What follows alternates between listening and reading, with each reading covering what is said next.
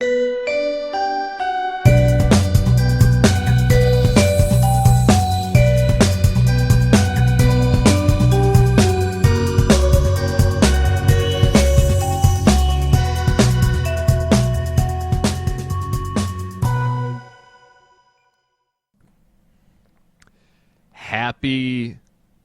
Thursday. Happy October 6th. Whatever day you're listening to this, just realize that we recorded it at that exact moment, so you can be like some of our friends and try to text us the answers to questions that we have while we record this podcast. I loved, especially when we first started doing this, loved getting like a random text message with just an answer on it. Like 4 days later. Yeah, and I'm like, what is this for? And they're like, you just asked what the name of this was. And I was like, I don't know if you know how this works. Yeah, live broadcasting. You're not tuning into me at 2:30 in the morning on a Wednesday. It's so weird. Every time I turn them on, they're just there all the time. Yeah, I never have to wait at all. It's awesome. It's like they know me. Sometimes I just feel like the show's made for me. Sorry. Go ahead. Nailed it. Welcome to another edition of the Horrible Influence Science, Space, Exploration Edition. It's real good to be back in here doing this. You got to do last week's gaming with Mike. Yeah, well, kind of. I did it by myself, and sometimes Mike chimed in. He doesn't fucking listen to this, so I could just talk truckloads of shit about him. That's okay. I like that he can fill in for us. That's pretty dope. I listened to the beginning, and I knew it was going to be great because you're like, I forgot what it was. You like did your normal "What's up, dude?" like intro, and then it just went crickets. Yeah. Well, it's we like, were camping. Oh wait, I don't have anything to fucking talk about. You're like, Mike, dude, you're supposed to come with all the material. I don't know if that's how this works. I'm the famous one. You show up with talking to do. You talk to me. You're welcome. Yeah, you're welcome. This will get listened to literally hundreds of times. Like you should. Yeah, man, it's been a rough couple of weeks. I'll be glad when this finally hits the mark where I can just quit and do this. Yeah. I'm looking forward to that day too. I'm looking forward to the day that you can just, do this regularly after you quit. Yeah, I need sponsors. So, if you'd like to go over to the Podbean website and become a patron, you could donate at least $5 or more. Yep. I think the minimum's $50. I mean, we can tell people I'm that. Kidding. But yeah. I set up a dollar. Thing. For $1, you will receive more than $1 in things. I believe is how that works. I think you get a shout out. Get a shout out. How much is that worth? Because you have to consider that, like, how much is our time worth, right? And how, like, our vocal cords are our tools for this job. So, I mean, there's a lot that goes into that. Like, why does Chipotle charge $1.95 for guacamole when, I mean, an entire avocado isn't that fucking much? I mean, there's a lot of... Yeah, it's it also business. has to be, like, who we talk, like... Who gets to decide what my voice is worth? Because I could call my mom and she's going to tell you it's worth a lot. You can get your voice insured, right? Like if we like people who do this shit for a living get insurance on their voice. I'm not even fucking kidding. So like people who are like hand models and shit get their hands insured. So if they fuck up their hands, the insurance company will pay them money because they can't work. That's people can insure everything. I bet motorcycle riders insure like their fucking forearms and shit. Like different parts of people's bodies are insured for. I mean, I say people, like everybody does this because that's sure as fuck not the case. But I got 3 teeth insured. What up? That's right. Because it's an important you're one of those teeth. weird people that just eat on Twitch. Have you watched that shit? I haven't. I didn't even know that was a thing. Fuck, it'll suck you in, man. Dude, do you just sit around all day watching people eat food on Twitch? I mean, Is not that what all day. you're telling me right now? I just feel like you get kind of lonely, and then you go get Chipotle, and then imagine that you're eating a meal with some kid out of South Korea. That's pretty accurate, but it's like in different order. Nice. You watch him eat, and then you get hungry and go get Chipotle. Other way around. That'd be way funnier if you're just like staring at me and you're like, I'm fucking hungry, man. Like real long voluntary advertising. What is it called? Melissa knows it. It's called like, it's something in South Korea that like, on Twitch it's just called eating or some shit like that. In I South can't believe Korea I it's nailed called that it like was South Korea. bukmang or some shit like that. Oh, is it like a weird version of their porn? I don't know if it's porn. But somebody's masturbating to it. I mean, there's always one, right? Yeah. Oh, mukbang is what it's called. Or You were close. Is it mukbang or mockbang? Who cares? For real. Which literally means eating broadcast. So bang means broadcast. I'll guess. I don't fucking know how language works. All right. Enough Off about and running food. to a good Smarty Pants episode. My idiot dog jumped off the couch. And he's a little old, so he can't jump onto the couch again. So now he's just trying to jump back up to the couch. He's just staring at it in defeat. Yeah, just like bumping his chest against it. Poor little bastard. He made it up. We're good. What happened this past week or two here? Nobel Prizes went out. Anything That's a good? thing. It really just won a...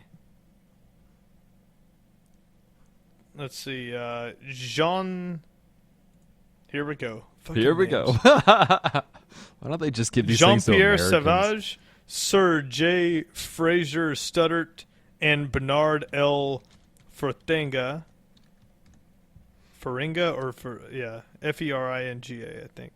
They were the winners of the 2016 Nobel Prize in Chemistry, and they received that for the creators of the world's tiniest machines. They called it the nano car, and it's a microscopic vehicle constructed from single molecule. Wow. I guess they're able to control this thing, and it's a single molecule It doesn't even make sense. They're just making shit up at this point. that dude. no one can check them, right?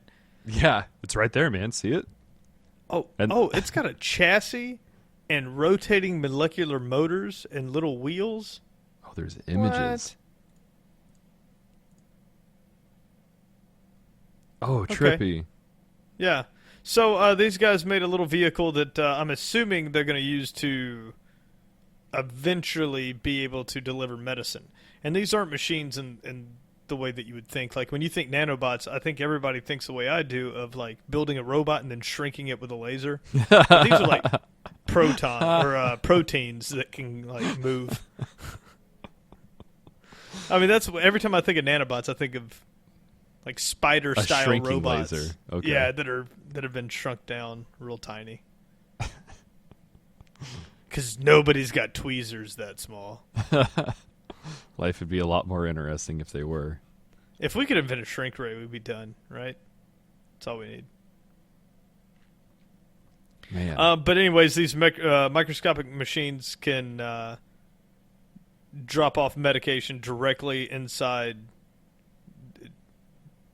the bad parts of your body. So if you've got cancer, you could deliver the medication to cure that cancer directly and only to the cancer cells.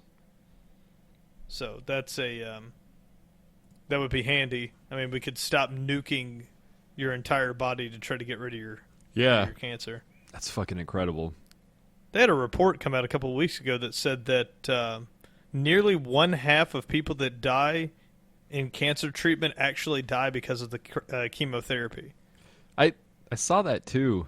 I had heard I mean, I don't really know a lot about it, but I had heard that when you're going through chemotherapy, it's a matter of will the chemotherapy kill, which will it kill first, you or the cancer? Yep. And if you can survive, if you can survive the chemo and your cancer can't, well, then you win. And that seems like a very archaic way to approach anything. Yeah, yeah. It's like, well, we're going to set you on fire, and the AIDS will go away, or you'll die. Exactly what I fucking thought about, dude. Just lighting somebody on fire and hoping that like it just happens to kill the brain tumor, and they're able to put him out real quick before. Yep. Oh, good, you lived. Yeah, that's absolutely ridiculous way to treat any disease, especially today. I'd like to think we've gotten past that, and I think we're getting there. It's always interesting to hear about all of the weird shit like cancer cures or like internal combustion motor alternatives that just kind of disappear one day because somebody bought up the what's it called? Not the trademark, but the patent. The patent for it. Yeah. Yeah. Like hearing about like Chevy buying up all the internal combustion alternative motors so they can continue to make the motors that, because it would cost them too much money to rebuild these factories. I mean, that spins off into like conspiracy theory land, but there's got to be like a shred of truth to that shit, especially with pharmaceuticals and stuff like that. There's way too much money in cancer for that to not be kind of true. Oh, there was just when you talked about the motor, it made me think of the guy that created the engine that burns salt water. Okay. And the government shut him down. Like, he was making videos about it, had like doing demonstrations, thought he was going to win the Nobel Peace Prize, and like full on Men in Black showed up and took all of his stuff. Land of the free. Yeah. It's like, oh no, you're going to collapse economy. Was he American? Give me. I think so. I'd have to do engine that burns salt water here.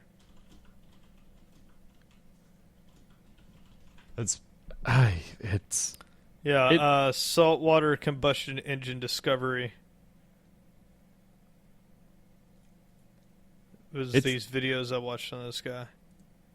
It's remarkable that in today's day and age, like with how readily available knowledge is and information, shit like that is still happening. Like, I don't know. Like, the world is capable of knowing that dude got shut down because he was going to have an alternative that used salt water instead of fucking fuel. And just to let you know how close it petrol. got, I think his name was John Kansas, if I heard it right. And there's a video on YouTube about him where the video is from a local news station in Ohio where the guy lives. And they were like, how would you like to not pay $4 an hour at the pump and instead run on simple salt water? And then they go to him. He's like, yeah, I figured out that. And he like shows him burning the engine. Apparently the guy just immediately got shut down afterwards. Like, they're like, no, you can't. You can't do that. The camera just cuts to a bunch of special agents beating his wife. It's like, oh, yikes. It clicks back over to the host, and the news anchor was like this black lady, and it clicks back, and it's just like a white guy just with a wig on and her clothes. We're sorry, the news feed was cut, and you're like, whoa, wait a minute. This is just some G-man sitting there. That'll There's work in nothing to Ohio. see here. Yeah. Oh, yeah. I'd be like, dang, she looks bad now.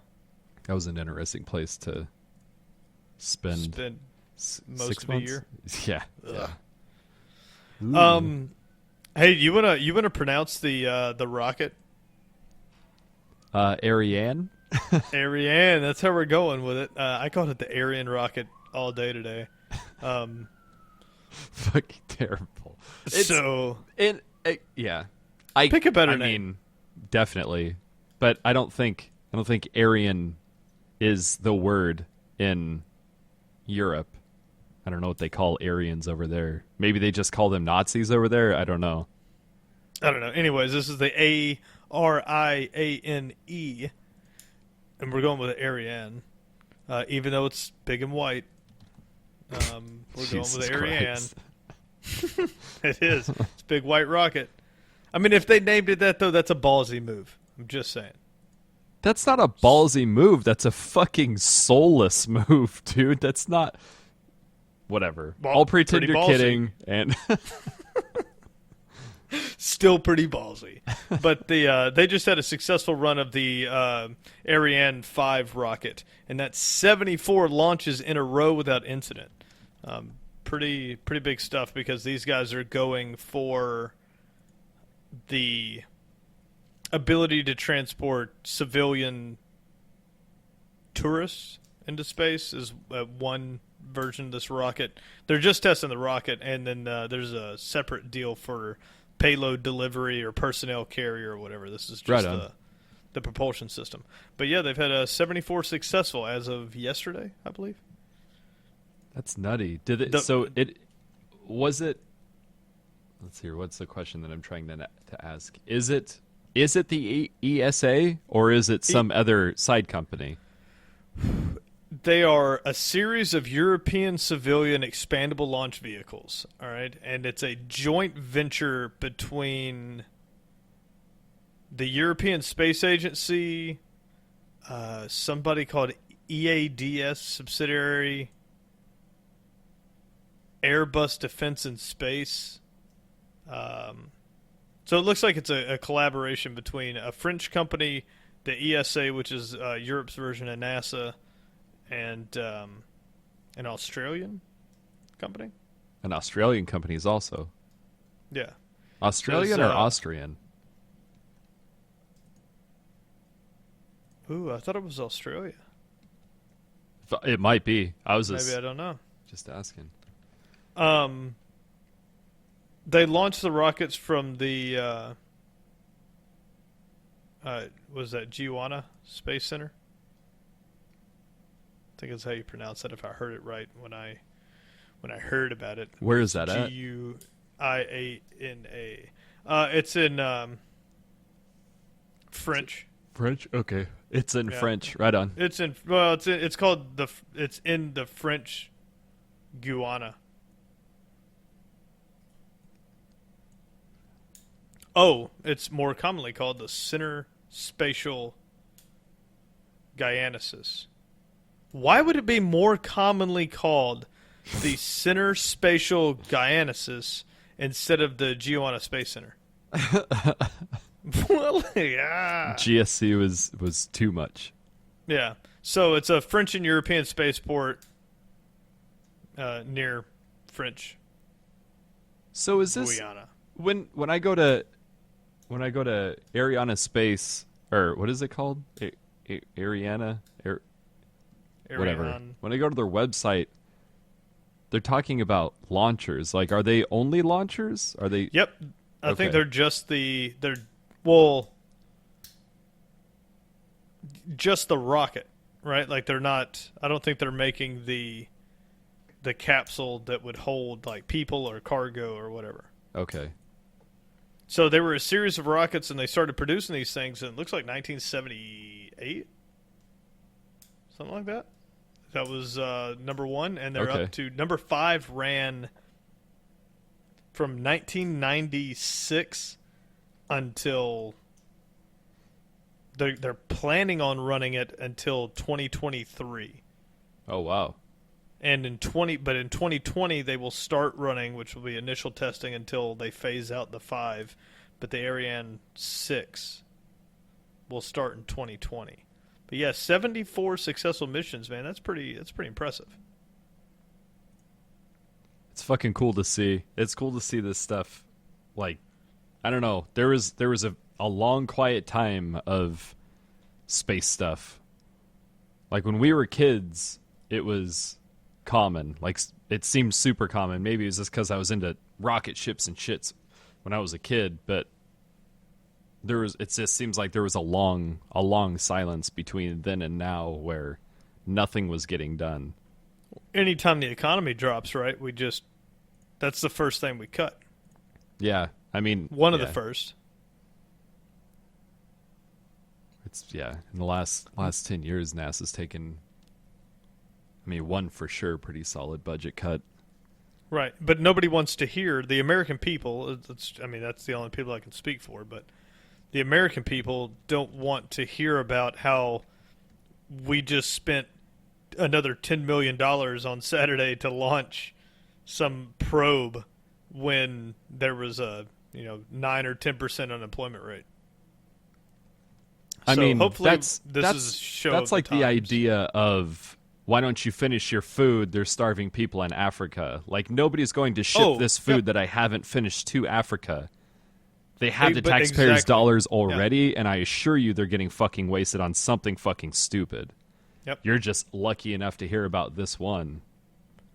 That you're exactly right, though. Which I know you know for sure. But perfect analogy for the finish your food because there's starving kids in Africa.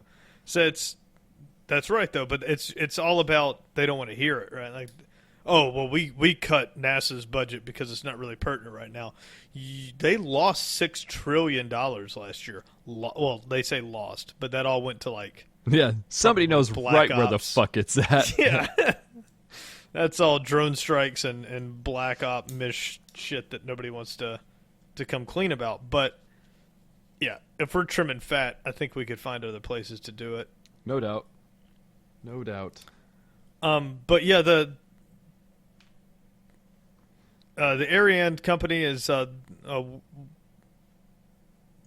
world reference for heavy lift launchers, able to carry payloads weighing more than 10 metric tons. These are bad boys. Oh man, if you look at the amount of countries that are in on the development of ESA, 1, 2, 3, 12 countries? Whew. That's crazy. No, what was that? They have performed. There's 12 countries in the ESA. Oh, okay. They've performed 85 missions, and they've had 74 in a row of the Ariane 5. I don't really know how to pronounce that. That bothers me. Pick a better name. Just imagine somebody named Anne who's a bit of an airhead, and you will call her Ariane. Orion. Orion. Oh, what if that's it? What if it's Orion? Fuck. They got us then. Be. those bastards. Spelled it with an A. You got me. The launch in 2016, the one that just happened on October 5th, was the 74th consecutive success. It was flight number VA231 Sky Muster. Mustard in the sky. It's is that Bruce Springsteen? Man, that's an impressive photo. Or no, Journey. Journey sings something about mustard in the sky. That's a full-on. I'll send you the link if you haven't seen this. We should post that up on the social media. It's an impressive vessel there. Oh yeah, it's their website's surprisingly badass. Yeah, that's like cool. SpaceX's. If you go to their photo gallery, God, it's good. That's cool. I get lost in their eyes for days. So we'll cancel those guys out and move on to. Hey, here's something I missed. I don't know when I missed this, but missed it at some point. Do you know what Tabby's star is? Tabby's star? Yep. No, I don't. What is that? Okay, Tabby's star is the star that they named apparently for that alien giant megastructure. Oh, that they thought they found. Yeah. And if you guys don't remember this one, I'll bring up the original page so we can. There's still some. It's interesting that it just stopped getting talked about because there was no solution to it. It just. That and they didn't stop reporting on it. Just people stopped caring or something because they keep putting stuff out about it. Yeah, yeah. Well, Kim Kardashian got robbed, so I mean, But maybe fuck got space, robbed. because this fucking hobbit got robbed in Paris. You hear they think that it was like an insurance scam? Like the French police are saying that like there's no proof. There's like nothing. Like they split town. They think that she made it all up to try to get some money for the jewelry that was supposedly stolen. I mean, that People are seems like a ridiculous. piss poor idea, because like, I don't know. Well, they were like, "How did you get out of the zip ties?" She's like, "I wiggled." They were like, I "Well, wiggled." that doesn't happen." Yeah, with all that muscle, you just whatever. Oh, whatever. the Let's the not better. do it, Brad. I, Let's oh not no, do we're it. already talking about God it now. damn If it. you haven't seen the video where she comes strolling out of some hotel or restaurant and like walks up and her manservant takes off her jacket, goes to load her in the car, and then she stops, turns around and walks back inside and comes out with her kid and tries to play it off like she didn't just forget her own fucking baby. Oh, it's hilarious. Comes out to all the photos, just strutting away, and she goes to get the car. She just stops, doesn't say anything, no facial expression, turns and has to go all the way back to go get her kid because she left it sitting somewhere. Awesome.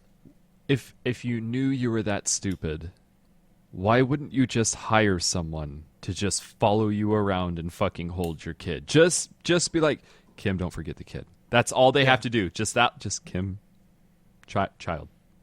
Every time she goes to move, they just hold a picture up of the baby. Yeah. That's it. Offspring. Offspring. Gross spawn. It's like offspring. I loved Americana. Ah, that's great. Uh-huh. No, I it fucking pains me that somehow that word, the K word, still gets used on this podcast, and neither one of us talk about those people at all, ever. I was. What is it about people that are completely despised like that we like to watch or learn about? I would say the majority of people, just do not care about her on a personal level at all. So you've got the couple crazies that act like, oh my God, poor Kim got robbed. But most people are like, oh, they should have shot her in the face. Yeah. Like, if you go on the internet, it's just people. I think they almost watch her because they want something horrible to happen. Or if it did, they would be indifferent, and it would be as much fun to watch her fall and fail as it is for her to be rich and famous. It's always interesting to hear people who are famous talk about like YouTube comments and shit like that, and like confronting people about their comments or like tweets or anything like that. And the people are like, oh shit, like, sorry, I didn't mean it. It's like, I wonder how many of them just do it for fucking attention. Like that dude that tried to where the fuck? Brian Callen and Brendan Schaub were talking about it the other day on Fighter and the Kid. They were talking about that some dude who tried to like kiss her on the ass on the red carpet and got yoked up by her security guy. And he's done other dumb shit like trying to hug like he ran up and hugged Brad Pitt. And that's why this guy is known, is because he rushes onto the red carpet and just like grabs a celebrity or hugs them or kisses them or some weird shit like that. It's like, why fucking do that? It's like there are. But why not? They're not. I mean, they are rich and famous for now. Not like, well, Brad Pitt, successful actor, he has a job. But like in the way of Kim Kardashian, does anyone actually care for her? Like, she has no talent. She didn't do anything. There's no reason for her fame other than that she made a porn with a not successful rapper or R&B singer, whatever that guy's name was,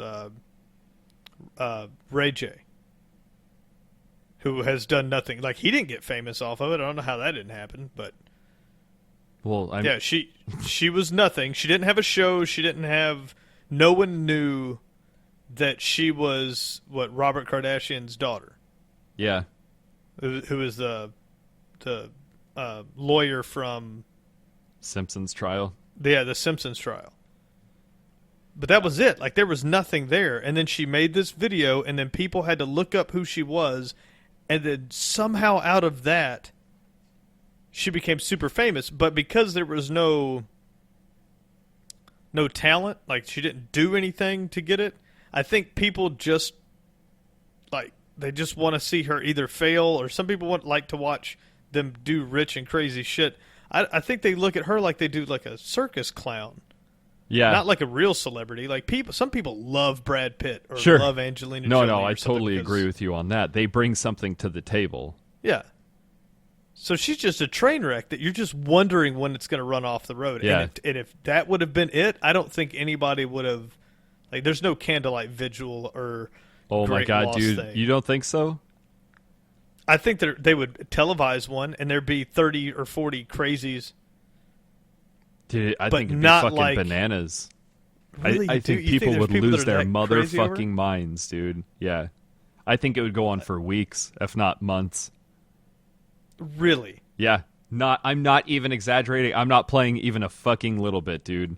I bet I they don't would think- have a place in Paris near where it happened, and I bet there would be somewhere here in the United States near where she lives, and I bet there would be motherfuckers from all over the universe that would just show up and put up a fucking bouquet of flowers or some shit, light a candle or some shit like that. I would just want every news story to do the exact same thing and go, "Are you here to see Kim Kardashian?" with their microphone, and they go, "Yeah," and then I just want them to go, "Why?" I just want to get a compilation of what the whys would be. Why? Well, she really inspired me by fucking all those rappers and then getting one of them to marry her, but not really having any talent. She really showed me that I should be ashamed of my body and get as much plastic surgery as possible to make men appreciate me. Like, there's nothing she did that was good or No. progressive. Nope. No, she's the physical embodiment of a fucking huge step backwards for Yeah, all of humanity, especially women, but all of fucking humanity. So what I would love to hear the why. Like, why? I love the way that she, screams at her mother and tells her that she's not worth it or whatever that they do. Like, you see on the commercials all the time, it's just them fighting all the time. Well, I'm that's- gonna have to that's what watch it's all the show about, once right? so I know what's going on. Maybe it's Oh. something great. Let me tell you what you don't have to do. Watch that fucking show, dude. Fuck that. We were hungover at a friend's house a few weeks ago, and one person wanted to watch Family Feud. The other one turned on. Evidently, Rob Kardashian just got a TV show, and his girlfriend. Go ahead. Who's Rob Kardashian? Their fucking brother that you've never heard of until now. I didn't know they had a brother. That's what I fucking We're- said. I was like, who the fuck is this guy? They're like, it's Rob Kardashian. I was like, who the fuck is Rob Kardashian? They're like, it's How many? it's the brother. How many of them are there? There's, oh boy. Okay. So, in the family of Kardashians, there's fucking, what is it? It's Courtney. It's Courtney, Chloe. I think Chloe's the one that looks like Shrek. And there's She's the one that married the basketball guy. I know that because I like the NBA and there's Kim and and Robert. And then so there's it's just four. there's those four I think that are in the original, unless there's a secret one, like the Osbournes had the secret daughter that was never on the show. Now, what about the Jenner clan? Are they there's actually two. related, or are they step? That's a good question. I feel like such a piece of shit for even I talking like about how this. much of this you know, and I'm just going to keep dragging more bullshit out of you. I think I'm it's- finding out that you have a secret obsession right now. this is what I do. I watch mukbang and fucking watch the Kardashians. I Same, think same. I think it's yeah. I think it's Bruce Jenner and what's the mom's name now? The I don't know. Kardashian mom. I think it's their kids. I think Kylie and Fuck. What is the other one's name? There's two Jenner One's daughters. one's a supermodel, right? Yeah. Because they were just talking about during the robbery that the one Jenner girl didn't go on stage the next day because of it. Like, they got the hell out of Dodge. And then one of them is the one that wore the Slayer t-shirt and then went on record, like, it was a year later or something, and basically said she doesn't understand how people listen to heavy metal because it just sounds like demon music. Like, she was just talking shit, and they were like, we have pictures of you in a Slayer shirt. And then he went on stage, the lead guitarist for Slayer, wearing the Kill the Kardashians shirt. Yeah, fucking, yeah. I feel like a terrible person right now because I can't remember the name of the I guitar figured you player would know from the name. Slayer, but I can remember all the bullshit about the fucking Kardashians. Yeah. Well, So we know where they have, where like, your fame lies. I didn't realize this. They have a fucking trove of family members. So, God, fucking cockroaches. We'll just call him Caitlyn Jenner has 6 kids. Like, there's 6 Jenner kids, but the 2 that I was thinking of were Kylie and Kendall. And a $12,000 pair of tits. Yeah, I think like on their 18th birthdays, it seemed like they were under the knife at fucking 12:01 on the day of their birthday. Like, all right, I'm old enough to get. Dude, how weird is it if when you turn 18, you go in and they're like, "Oh, what do you want done?" You're like, "I'd like to have the same tits my dad's got." Mm-hmm. Yeah, it's too much. It's too much for me. That whole situation. He's a goddamn Olympic American hero. we're not going to get into this. On a Wheaties box. I don't know how that turns. I was into watching this. a fucking 30 for 30 the other day about Highlight. Like that fucking game that I only know about because it's in an Archer episode. And Archer's trying to honey dick that dude. I think it's in the first season. He dyes his hair blonde. And he's like roller skating around and he's just obnoxiously fucking gay. Yeah. Or pretending to be. But yeah, that dude plays Highlight. And they started talking about why Highlight's not popular now. And it was the only thing, that and horse races were the only thing that were legal to gamble on. And Florida was a huge... Florida, I think Connecticut, a few other places had like big fucking Highlight turnouts that people would show up to, like horse races with like very dressed up and like, you know what I mean? Like when the horse races come to town, like people go, they wear their big With fucking the big hats, and, yeah, like, the Kentucky Derby hat, wear like their and all nice that. high heels and their dresses and stuff. Highlight is the ball and the scoop, right? Yeah. And you fling it. Yeah. Okay. So what killed it was a 3-year strike by the players, and the Highlight Association they just started firing players. So in 3 years, by the time they almost got what they wanted, and then the case just fell apart, I guess, because there was just no interest in it anymore. And nobody cares. Yeah. But evidently Take it too was long. a huge fucking thing at one point in time. Highlight was super popular. But I don't know. But you just can't go 3 years. It'll get replaced. Yeah, fuck yeah. Actually, that's another thing that happened was the Florida Panthers showed up, the Florida Marlins showed up, and the Miami Heat showed up. And that's all they wrote. Yeah. Sorry. Too many big sports came in. Oh, the American attention span is so small. Yeah, yep. That Just like we were talking about you can never take it. fucking black holes, and suddenly we're on the Kardashians. We're going to the space show where we mention black holes and then talk about the Kardashians for 10 fucking minutes. All right. I'm going to shake it off. Get back on point here. So, obviously, because you're tracking so well at this point, Tabby Star was the alien megastructure that was discovered many a moons ago. And what was interesting about it is we were viewing this star, which was the KIC 846-2852, who it was called for a very long time until finally somebody was like, give it a real name. Like, we can't keep calling it this ridiculous number. So they named it Tabby Star, and I don't know why. Tabby's Star. Yep. I wonder who Tabby is. I don't know. But what they found is that not only, and what the original deal was, just to back up a little bit if you don't remember, the star had noticeable dim, like sections, like in rings around it. Mhm. And the dim sections were too long and too large, what they said to be orbiting planets. So one theory is this was a giant alien megastructure that was harnessing the power of this star. A Dyson sphere, I think, is what they called Yep, that is what they called it. That's a good memory on you there, boy. it. It's named after 'Cause the vacuum. Or the I couldn't vacuum. remember I it. don't fucking know. It same name as the vacuum. Couldn't remember that at all. But the structure was thought to be harnessing the power of the star to what were the phases of civilization? This would have been a type What? type 2. There's different types of civilizations. Oh, So okay. once you can use all of the I don't want to get this wrong. Oh, so Tabitha S. I'm not sure how you say her last name. Boyajian, Boyajian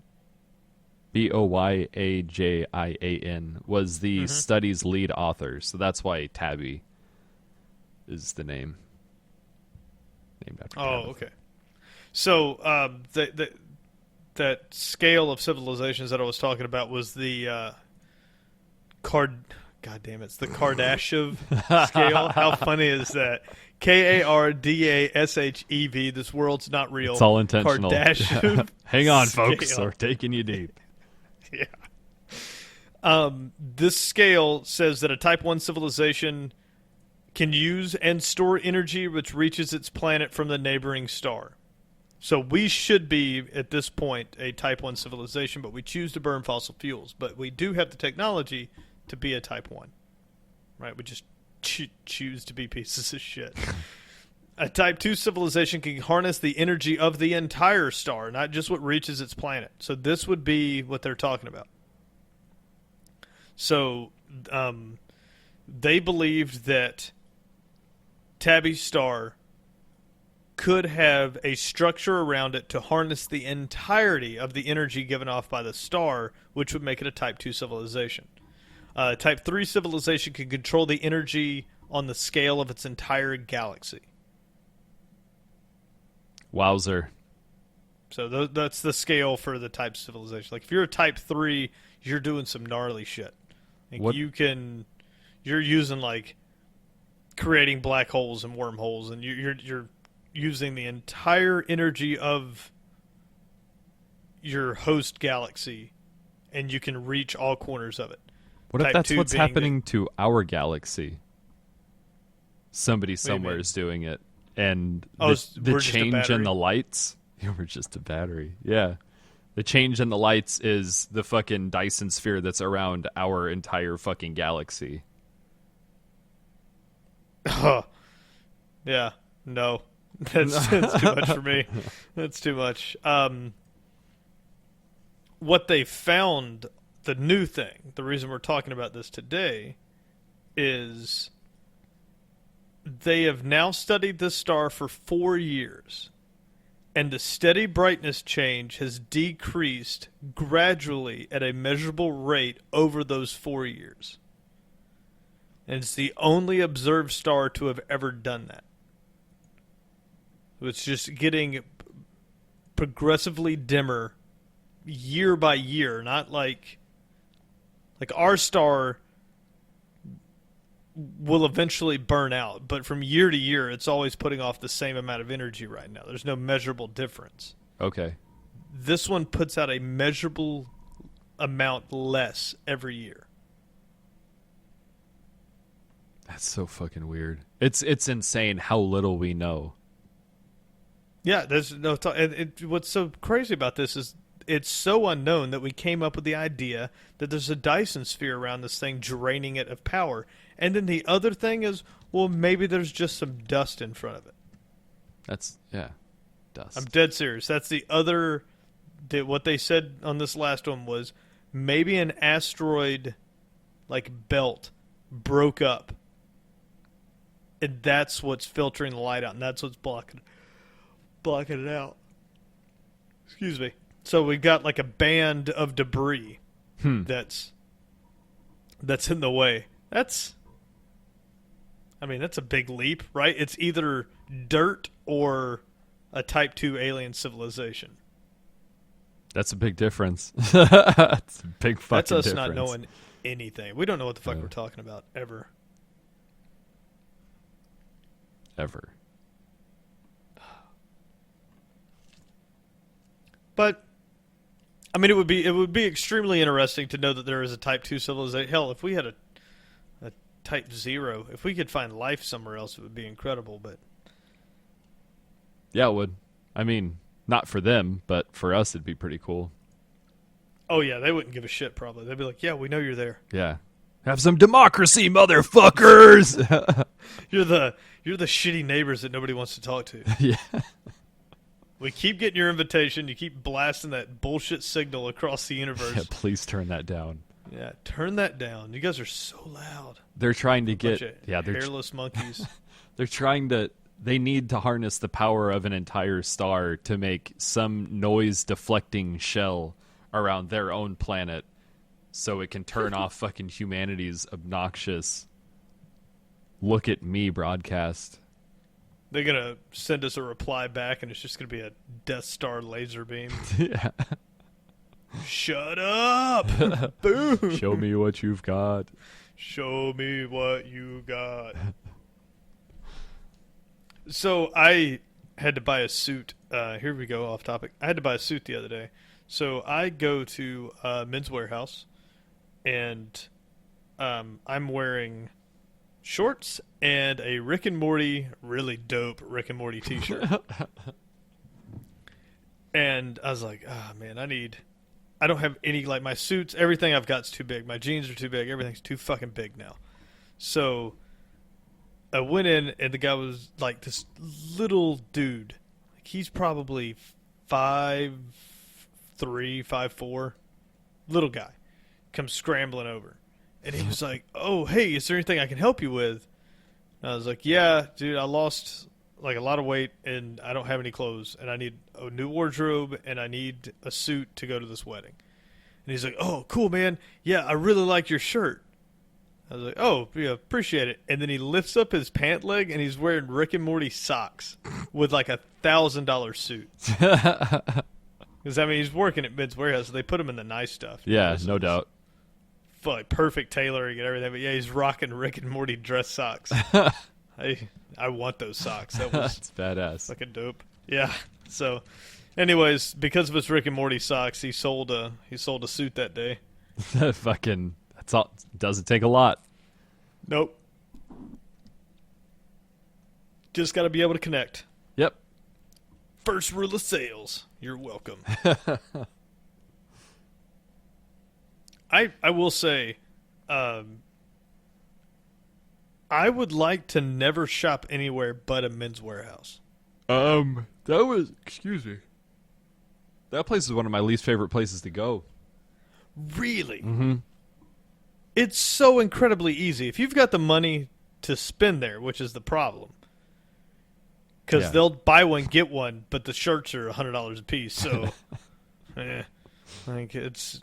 If you go to Dillard's, you can get 3 suits and 12 shirts for the same price as their buy one, get one bullshit. Yeah. But yeah. you walk in the door, and they're a little aggressive, but if you're there to buy and you just tell them, like I'm not here browsing, I need this, this, and this, here's my style, and then you go stand. Go sit down. And they come and present you outfits. Yeah. Like, oh, do you like dark jeans or light jeans? I'm like, I like a darker pair of jeans. They're like, all right, well, you want to go fashion forward with bright colors? I'm like, you know what? I'd like to. Yeah. Always forward. Yeah, sure. Like, I'm feeling good. Let's Look at me. I'm wearing shorts and a t-shirt. Obviously fashion forward. Yeah, let's bout this up. And like they'll throw something out there. Like they'll show you a price tag of something. Were they cargo Like, they'll be shorts? like, no, dude, I don't wear cargo shorts. Come on. Hey. Not anymore. Not for at least 6 or 7 months. I've outgrown it. No, I was in a good pair of khakis. Some Yep. nice DC tennis shoes. Looking real Dressed Miami. to the nines. Yeah. Yeah. But so he like shows me he's like, well, we have this, but it's this price. And I was like, okay. And then that was like his green light. Like as soon as they try to sticker shock you Yeah. to find out where you're going to lay. Because they don't want to be like, hey, dude, you broke as shit? Yeah. Because this isn't the place for you. Yeah. There's no nice way to ask that question. Yeah. So they're like, oh, well, these are on sale, and they are in nicer quality. And then they'll like describe it, and then they just show you the tag. And I was like, yeah, I'll take that. Yeah. And so then this dude went bananas. He laid out like multiple tie combinations for every shirt. And dude, he was going a little crazy with some of it. Like he was like, all right, I'm going to do a nice baby blue undershirt, and then we're going to hit it with a bright pink tie, and like threw it on there. Yeah, he was going to town. And that's why I cannot believe you don't like going there for some of the shit that you like wearing. I think that level of salesmanship is like a bonus and like a negative. Like I think there's a positive and a negative side to that. And I don't think that everything should be commission, but going to places like Men's Warehouse, it's nice that they help you and they help you well because they're trying to make a sale. But it's shitty that their paycheck relies on a sale. But if you go to any other fucking store, maybe I just have a sign on my face that says don't fucking talk to me, but everywhere I go, it's like no one wants to help at all. No one wants to fucking do anything. No, and that's why I love that place. Yeah. So I can Because understand I can understand that for sure. I don't know what I'm shopping for. Like I'm not fashionable. No fucking I doubt. don't have some. Yeah, I got. Well, no I got offense, nothing. but- I'm gonna wear jeans and t-shirt every day. Like if I got to get dressed up, it's like I still dress the same as I would for like a school photo. Like it's not. I'm not awesome at the at the fashion stuff, especially like you don't want to dress up and you're fat. So now like I lost a bunch of weight, and I was like, I want to do like the slim cut. You were Eddie Murphy in the fucking Suit. Nutty Professor. Right. Spandex. Yeah, Oh, yeah. spandex. Yeah. And that was, he was like, well, we have a new style New York cut. That's, it's very, and that's his bonus word that day was fashion forward. And so he was like, here's traditional, here's this, and we could try this, and this is a little out there. And it was awesome. And I left there and I told Melanie that night, I was like, that's how I'd like to shop. I'd like to go, like when I get enough money to buy a new outfit, I just want to go in and be like, new outfit. Go. I need computer parts. What can you do for me? Yeah. See what happens. Do you have the new NVIDIAs?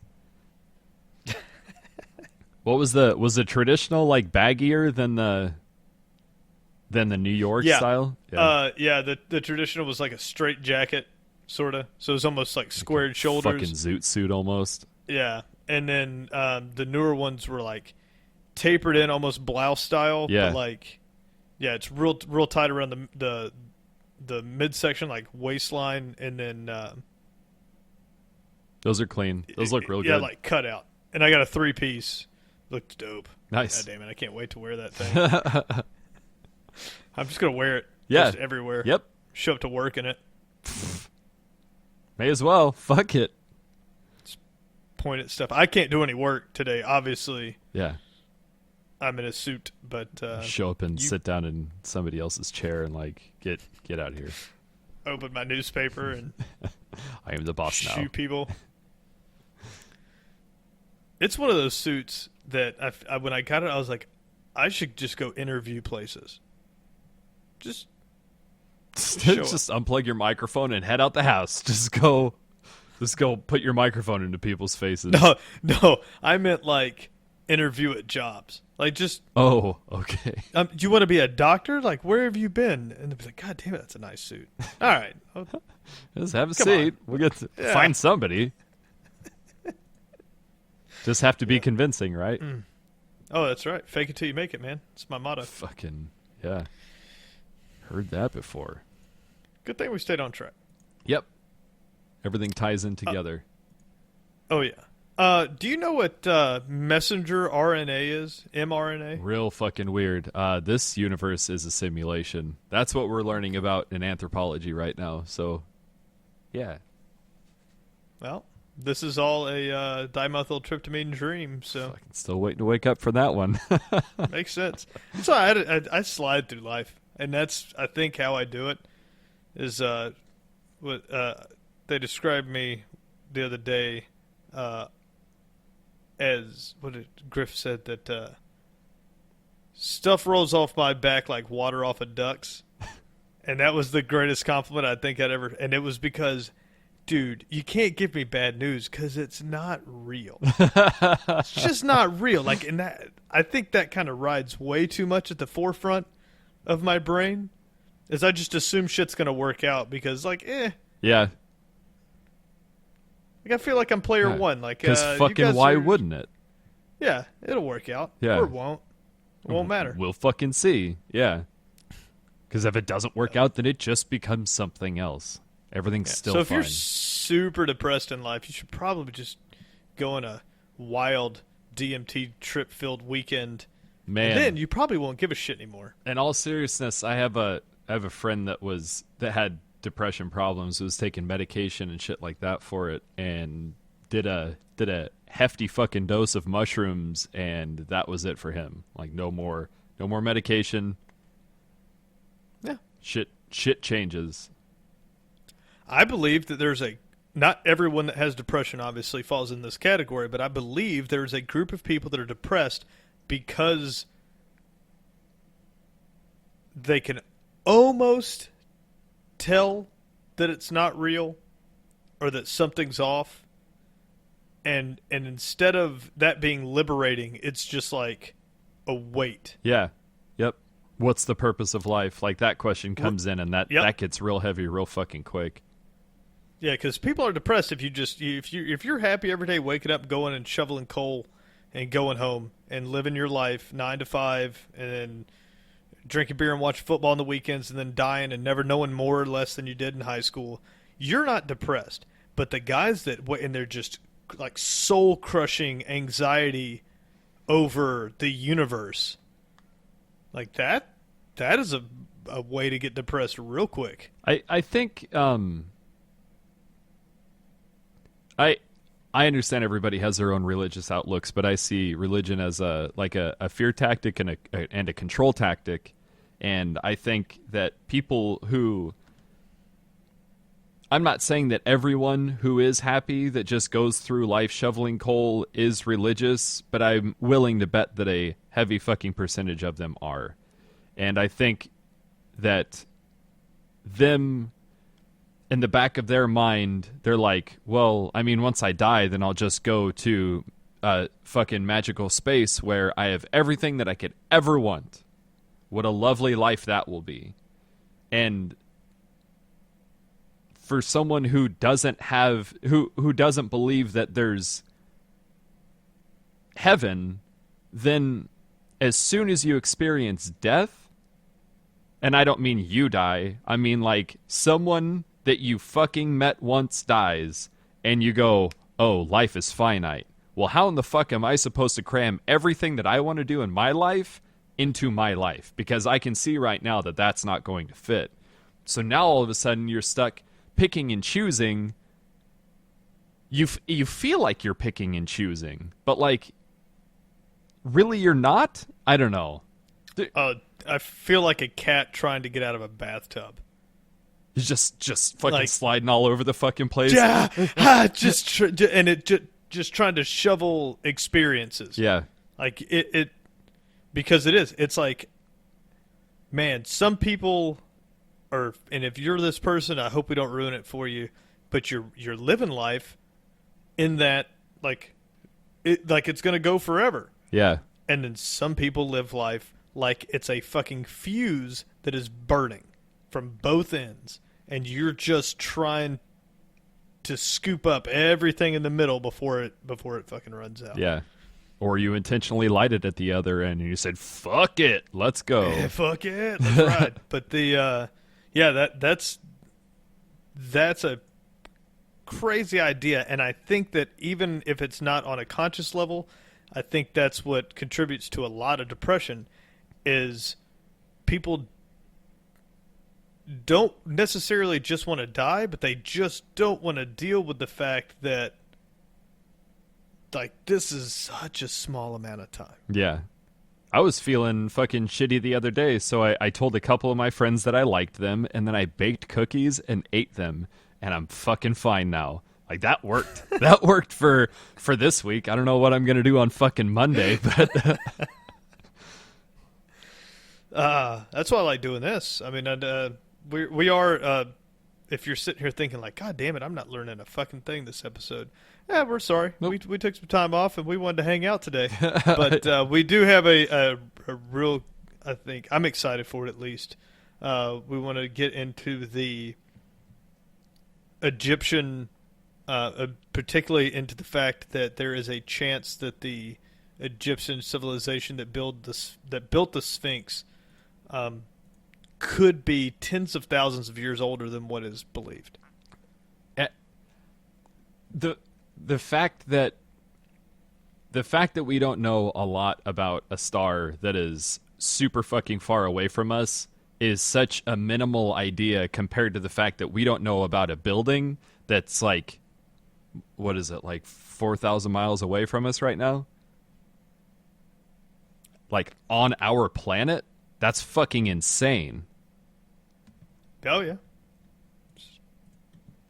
I don't know, how far away is fucking Egypt from Seattle? I don't know. Google Map that thing. That's not going to give me air miles, though. It's going to give me, like, ride a kayak, because we're funny and clever at Google. No, they give you airplane distance now. Oh, really? Google Maps does, yeah. To the but Sphinx. That whole 6,800 miles Egypt wasn't too fucking far off. Not too bad. Yeah, 6,800 miles away, and we got no clue what's going on there. Same thing with we're pissy that we can't make it outside of our solar system, but we haven't explored nearly even a worthy percentage of our ocean. Yeah. There's a group of people that believe the Earth is flat, and we make fun of them a lot on here. But there is so much we don't know. But anyways, so the Egypt episode, I'm real stoked for. Hopefully we get that done the next week or two. Yeah, that's like we were talking about before recording this. There's so much shit that we're gonna have to like. You can't talk about everything about Egypt because there's a lot of shit that's just bold-faced, like complete bullshit that somehow made it to a position of being relevant. Right. Ancient Aliens was a lot of fun to watch. Not real. Yeah. Watch that At least like I for the watched most Daredevil. part. I mean, yeah. They add a lot of things. The one thing like that I the found, like alien I've started. Part. Sorry, go ahead.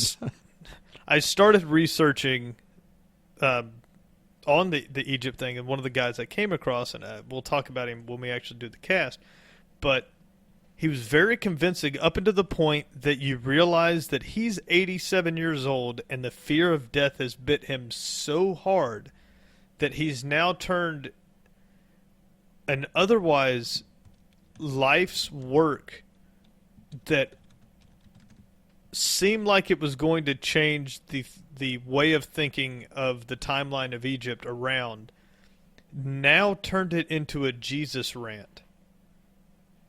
Yeah. And is immediately dismissed. I was interested. I saw it pop up in the description of the podcast. I was like, well, I mean, this sounds pretty rad. I don't have anything else to listen to right now. And it was just like, it was exactly what you just explained. It's like, this is fucking silly. Yeah, and what was his name? We might as well say his name. John Anthony West. Yep, John Anthony West. And the guy seems like a very smart man, but he made two fatal flaws in his argument for me. The first being the religious aspect, where he started preaching that all of this was done in the inevitable fact that we are to reach a spiritual immortality. And then when he was pressed to say like what he meant, it was full on Christian heaven. Like very famous quote from Bill Maher. Then why don't you just fucking kill yourself?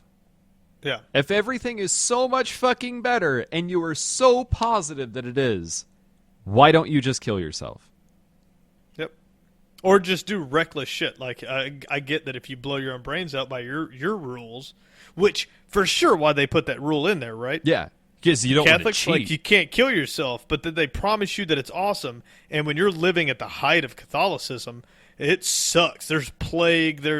Like crusades. It's garbage. And then people start offing themselves, and they're like, "Oh shit, we told them it was real good after they died." Yeah.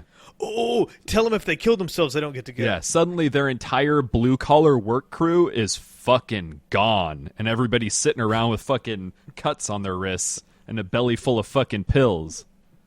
Not a control mechanism. The fuck out of town. Fuck out of here with that bullshit. Lion ass hose. And the second fatal flaw that I believe that Mr. West made was insulting other scientists. That's a fucking... As soon as you show up with the whole, like, I'm right, you're wrong mentality, that's when science stops. That's immediately when science stops. Yep. Quackademics? Yeah, that's... his damn, he said key that a lot. word. He said it a lot. And that you're gone now from me. Like, the first part of that interview was so interesting. I was like, is this real? Like, this can't be real. Like, I've never heard this. The idea of all these things happening. Oh, never mind. You're a fucking crazy person. Yeah. And he could be 100% right, because all of the research was done with someone else. He's just reciting it. But the problem is when the famous person reciting your work is a fucking quack.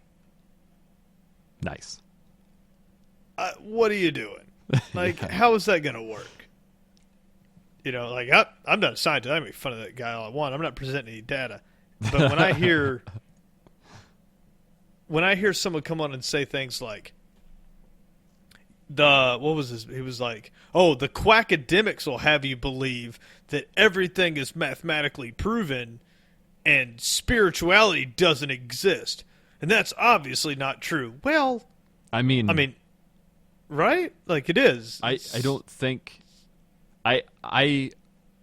I think you would be hard-pressed to find someone who actually is a scientist who could tell you that there is proof that heaven doesn't exist.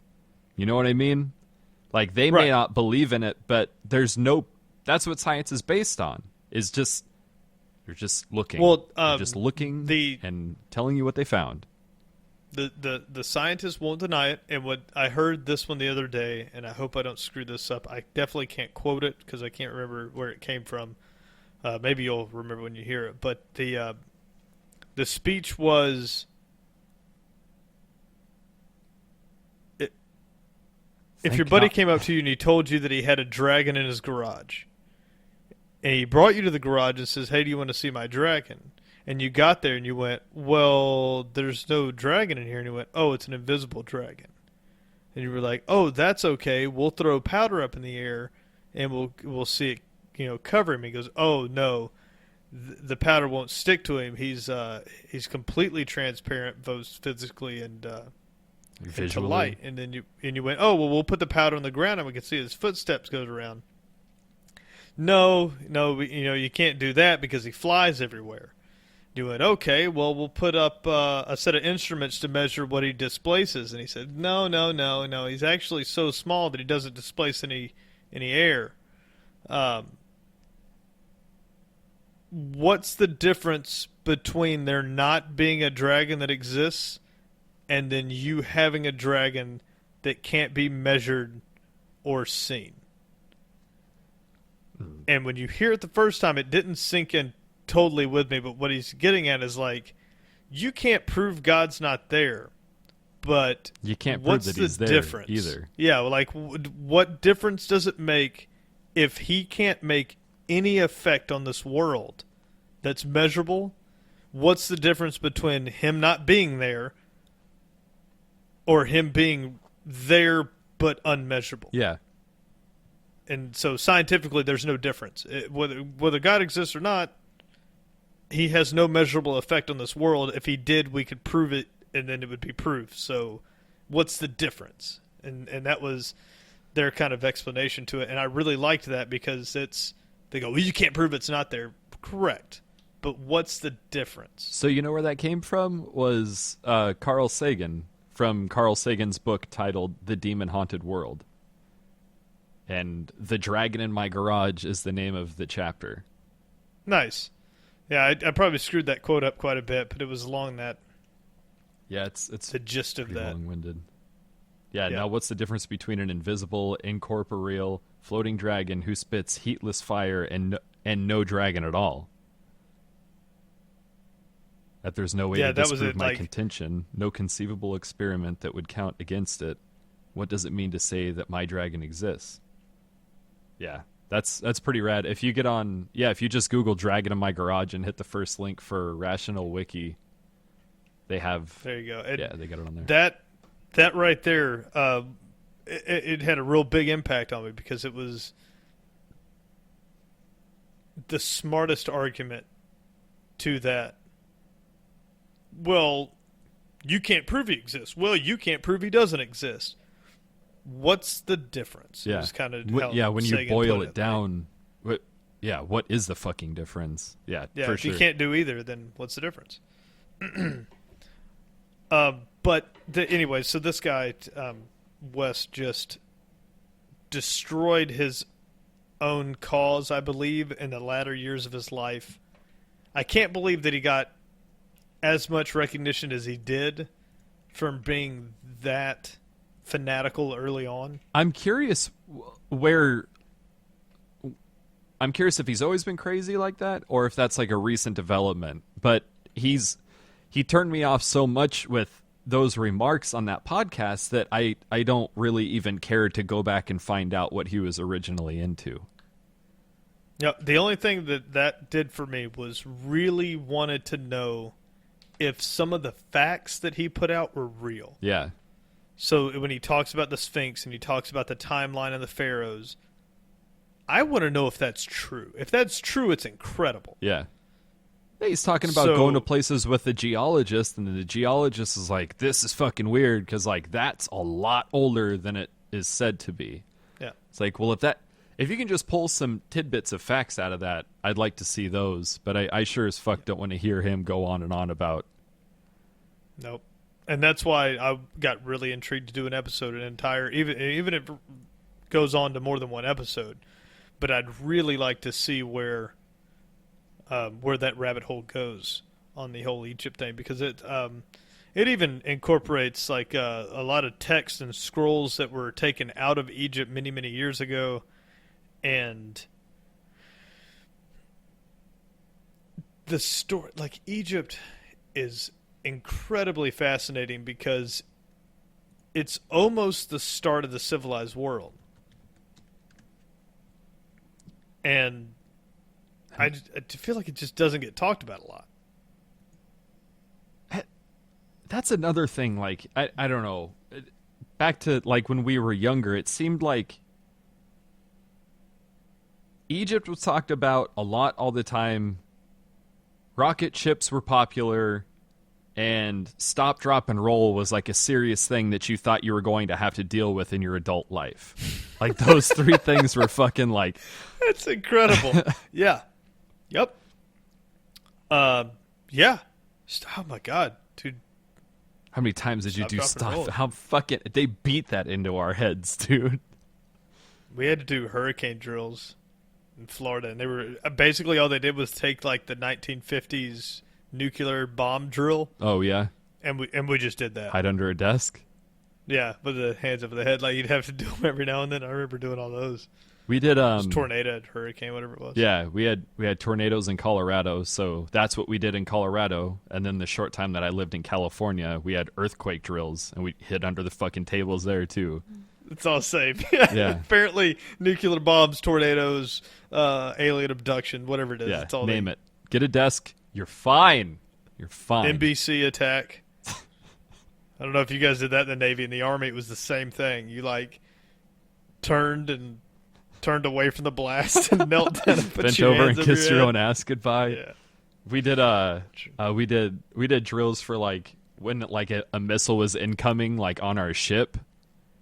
It's like incoming missile, like, and then you would have to like assume the position of like your knees at like a 45-degree angle and like stand on like the balls of your feet and fucking like brace for impact. It's like this fucking thing was built in the 80s and it's made a lot of aluminum, so I'm pretty confident that whatever is coming at us is just gonna rip us the fuck apart. You're better off jumping off, like brace for impact, run as fast as you can. Jump off. Yeah. You should carry a set of like arm floaties For on real. you at all times in the Navy, just walking around with like bright yellow. Be like, you guys fucking laugh at me now, but when we go down, Well, I mean, when you show up to the ship, they check out everybody with their like little emergency belt thing that I don't remember. I think it has like a life jacket or something like that in it, but it's like one of those like pull to inflate like CO2 charged things. Maybe not. We had. I want there one of was those some donuts inflatable that thing. babies have. You seen that where they put little babies around their head? I don't think it's supposed to I go want around one their of head, man. No, it is. Look it up. They put, for babies, like little babies, they put a donut around their neck, and it just holds their head above water. This is a real thing, and it just lets them like kick and splash in the water. Wow. Apparently, it's totally fine. Yeah, hang a there's baby by just its like, head. yeah. Oh, all over the place, right? Baby floating donut. Google that, and there's just a field of fucking idiot babies with their fat, dumb heads just floating in a donut. I want one of those. Somebody just looks out in a pool, and I'm just a head. This is enjoyable. It's probably really comfortable. Oh, I bet your back. I got back problems, anyways. I bet my back would feel amazing. Nah, I think you're too buoyant. Man, have you done What, the rest an of your body? isolation tank yet? No, I haven't. Fuck, They dude, got you're missing isolation out. Milwaukee now. Oh, they did open it up? Yep. Yeah, do it as soon as you get a chance. For sure do it. All right. It'd probably be like $40 or some shit like that for Yeah, it's like 40 or 45. for an hour or something. It's definitely worth it. My next goal is to do it while the issue is that like a lot of these places don't want you to be fucked up when you come in. So like trying to do it while you're high is It's supposed to be edible marijuana. It's supposed to be the big one, right? Like that's the one that Rogan and everybody's always talking about. Is that if you eat, if you have edible THC and then you go in, it's a very psychedelic experience, but super controllable because it's such a light psychedelic. yeah. Yeah. That would be fucking pretty cool to experience. It's stone Super sober jealous. though. Stone sober, it's totally worth it. Still pretty good. Yeah, Well, I definitely. mean, what was it like? How many times you got to do it now? Twice. The first time was a lot of fun. It's fucking interesting. The second time kind of sucked because it was on the second floor of the strip mall, and they were hanging shelves in the fucking video store downstairs, so you just hear fucking hammer Oh, you can knocking. still hear it? Yeah. So that kind of sucked. But the first time, it's rad. You spend an hour in there, and I got out, and I felt like I got 8 like solid hours of sleep. And I don't know. It's peaceful, that's for sure. You reach this weird point where you're not sure if you're asleep or not, and you don't know, like, you don't know if maybe you just woke up, or you knew that you were laying here the entire, like, it's fucking strange. And it feels like you're flying forwards through space.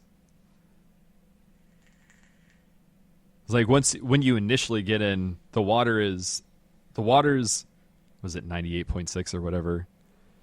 So it's body temperature, super salted water, right? So you float. Yeah, there's something like 300 pounds or some shit of Epsom salt in it. So you're neutrally buoyant, and the water at first the water temperature feels cool, but once you lay down in it and you shut the door, like you acclimate, the air temperature rises and everything lines up, and it just feels like you just lay real still and it feels like fucking nothing.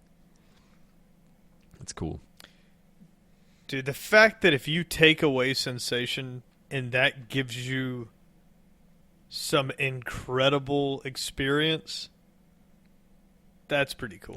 Yeah. Like, that's real cool. Like, okay, just take away all input and then watch the system freak out.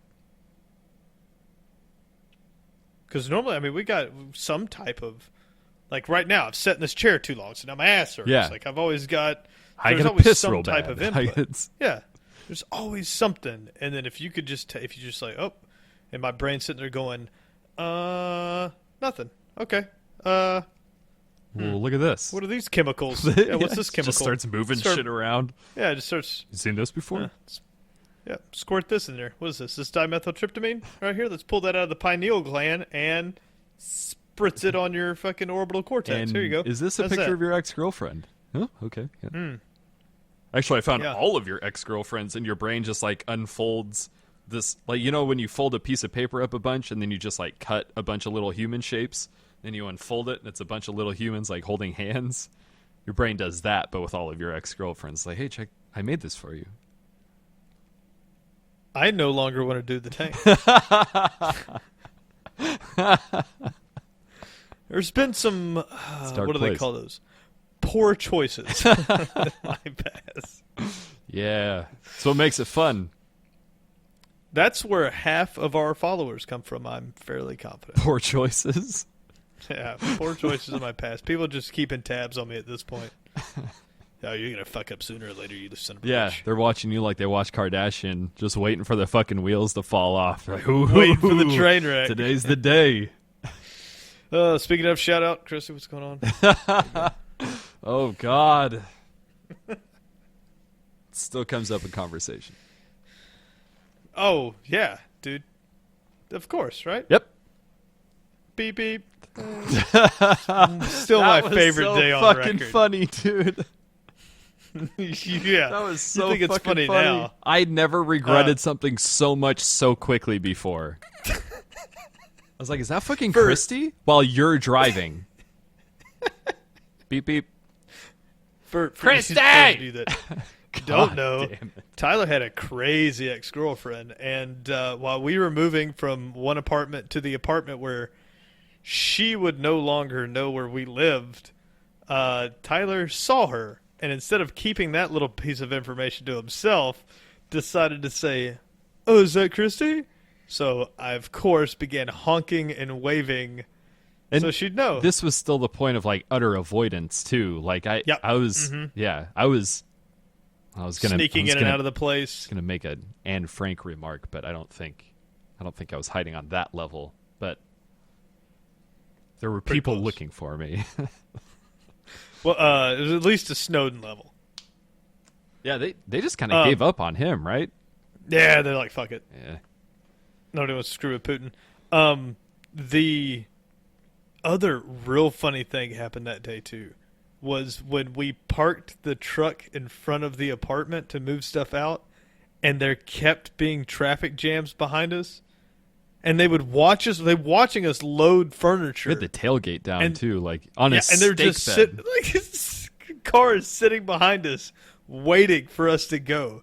And I just turned to that lady, and I was like, What are you like, doing? Put my hands up, like, what are you doing? And she panicked, like, just what, like, waiting. Like, her look was just Hazards like, are they gonna on. Go. Yeah. Yeah. Oh my God, and it happened 2 or 3 times. Oh yeah. I think the cop came and talked to us at some point, didn't they? Yeah, probably. Oh, no, I remember him coming, but it was probably because of one of those times. Somebody called, and they were like, I sat behind them for 15 minutes, and they never moved. Well, you should probably kill yourself. We did. We're like loading a couch and just turned and looked at her through her windshield. She's got both hands on the wheel, and just staring at us. Patiently waiting. It's like, what? Like, what do you think is going to happen? She never freaked out, though. I give her that. She's like, oh. No. 10 She's minutes just just had to go by before she figured it out, but never freaked out. Damn, dude. And the people behind her, when she finally went around, they realized that there was just a somebody loading furniture and shit in front of her. They were mad. Like, they started storming around because there's a line. There's a block and a half long, Yeah. and it was because they just thought they were waiting at the red light. Nope. Red light's a block away. So good. Yep. Sorry. 3. Hey, can we pause? I gotta pee so bad. Yeah. 3, 2, 1. Go. All right. Awesome. So now that we are rejuvenated, slightly back on track, I wouldn't say that. I wanted to talk a little bit about the bees. Were added October 3rd to the U.S. endangered species list for the first time in history. If Man, that's crazy. at this point you still don't believe that the climate's changing, I don't know what. It's to not tell because of the climate change, Brad. It's because of all those fucking windmills been cutting down all the bees. you. Oh my God, is that a for real Oh, theory? yes. Come Oh, on, yes. man. Which, I'm not saying that windmills don't kill fucking bees. I'm just saying the odds that fucking wind power generators, aren't going Wind out at generating- night. or power generating wind turbines. Yeah, yep. Wind turbines aren't going out at night and, like, killing the bees. I think... But dude, how often do bees fly that high? I feel like they're not high altitude fucking bugs, right? I've never been flying in an airplane and been like, ooh, look, a bee. I've never been flying around on an airplane and been like, oh, fuck, look out for the wind turbine No, either. but I just mean, like, for that height, how often do bees migrate in large packs that high?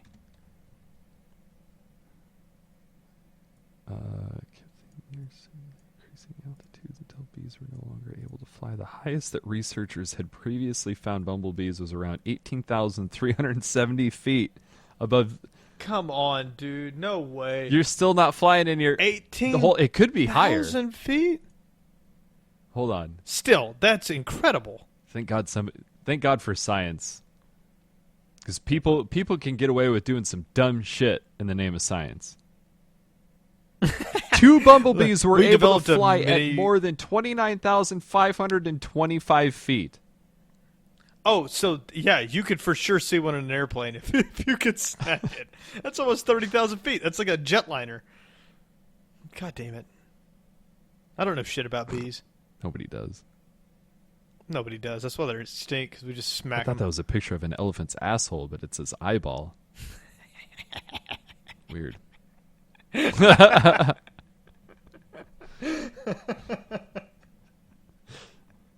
Oh, man. Science. The internet.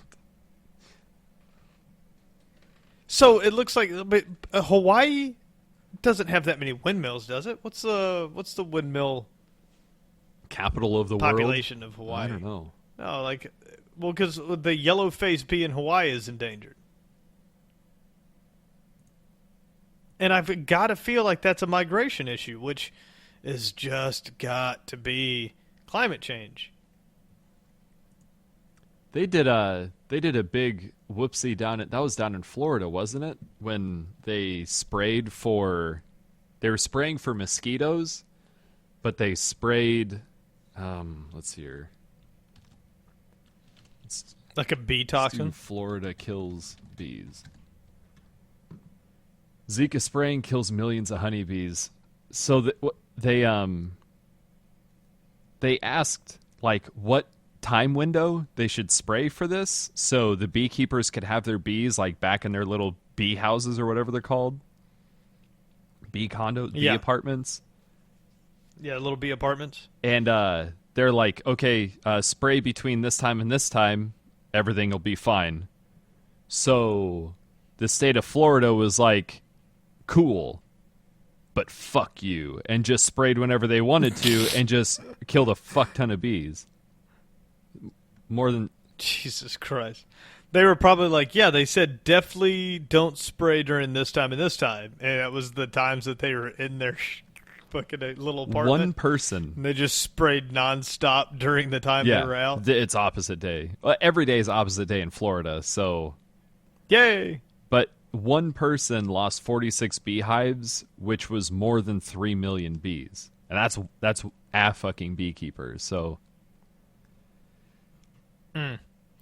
The story I read doesn't say anything about what's killing them. I imagine it's not one thing that's killing them. I imagine it's a number of things that's killing them, and I imagine that that climate change does have an effect on it, but I'm sure it's not the only thing. You know what I mean? The story that I got, it's off NPR, where I read this, but it says pollinators, obviously not just bees, but it just says like pollinating bugs. Pollinators are under threat around the world. A report released in February found that about 40% of invertebrate pollinators, such as bees and butterflies, are facing extinction. And it says that could have a major impact of food supply around the world because about 75% of the world's food depends at least partially on pollination. I can't believe that our reproduction of food supply still relies that heavily on pollinating I don't know bugs, if this is a conspiracy, but I wonder if there's some conspiracy somewhere that is accusing places like Monsanto for killing bees. Ooh, killing the bees off so that you have to go through their version of pollination. They do their own pollination with their own. If there's not a theory on it, we should start one. Yep. And then that's how you get famous. Yeah. Boom. Yeah. Fuck yeah. Kennedy was killed by aliens, and Monsanto's killing all the bees. Fuck, both Yes. are true. That's what you have to tell them that you have to reaffirm that this is true. Well, that's how you do those, right? If one is true, then the other has to be. That's how they get. If this was true, then it has to be aliens. So they do it. They're fucking cis, every one of them. They deal in absolutes.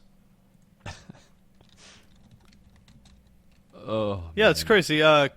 Crops that receive the most help from pollinators include coffee, apples, cocoa, cotton, mangoes, and almonds.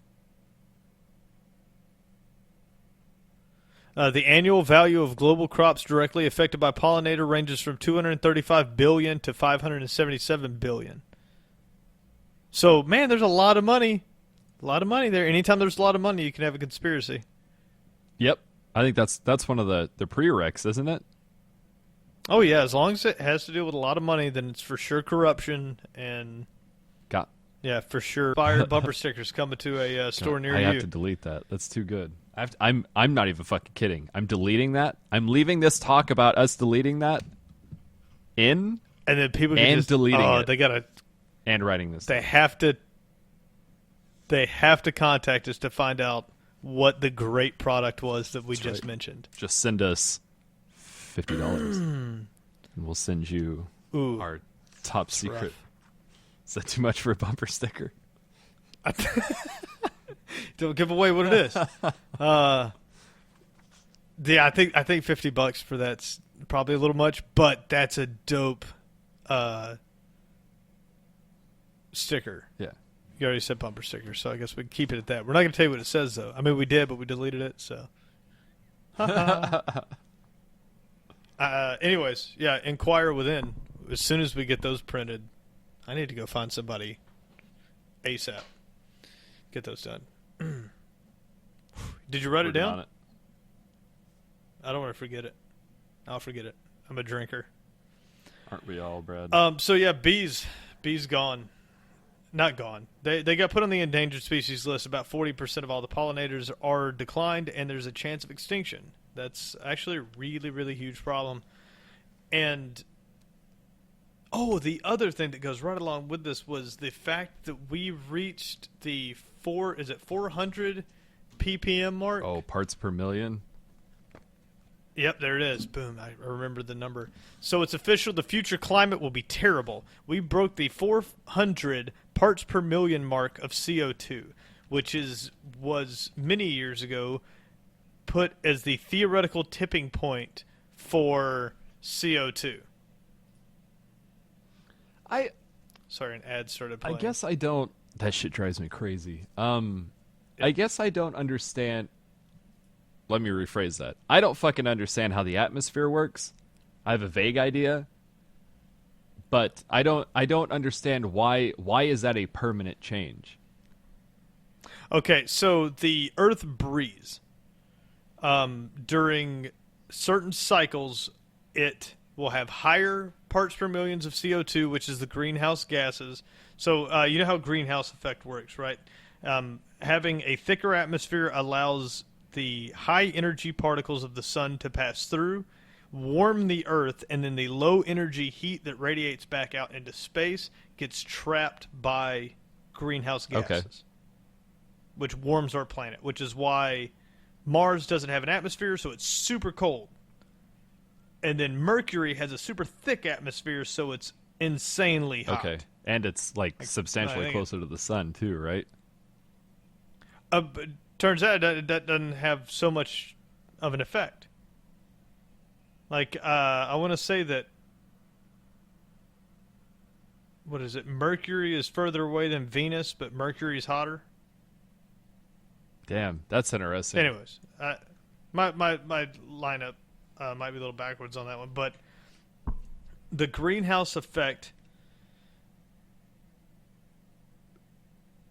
can become what's called the runaway greenhouse effect. And runaway greenhouse effect is when your CO2... So all the trees on our planet, not just trees, but all plants take in CO2 to help with photosynthesis to produce oxygen. So the planet breathes, essentially. The plants let out the O2, we breathe it in, all animals breathe it in and release CO2. And then the plants breathe it back in. And it maintains this like steady but fluctuating parts per million of CO2 in the atmosphere. The idea was that if we were to ever break over the 400 parts per million mark, the Earth would never be able to dispense of enough of it to not add to it the next year. Okay, I gotcha. So, like, if we add 100 parts per million, you need to take away 100.